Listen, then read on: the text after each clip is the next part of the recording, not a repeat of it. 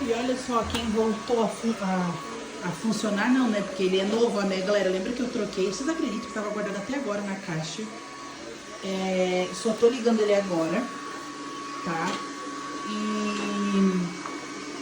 E assim, galera, não sei quem tem esse tipo de robô, se realmente ele bate. Porque o da minha amiga, ela já tinha me falado que o dela não bate, olha lá, ó. Ele chega a bater, ó. Eu achei que era normal, mas a amiga falou que o dela, não, ó, tá vendo? Ó, ele bate.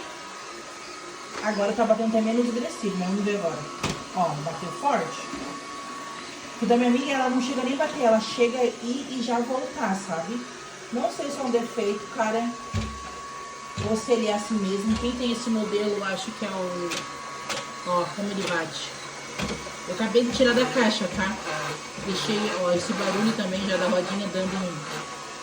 Sinceramente...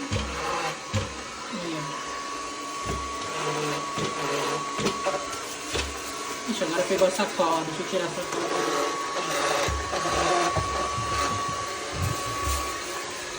Sabe, galera? Não sei mais o que fazer. Olha isso.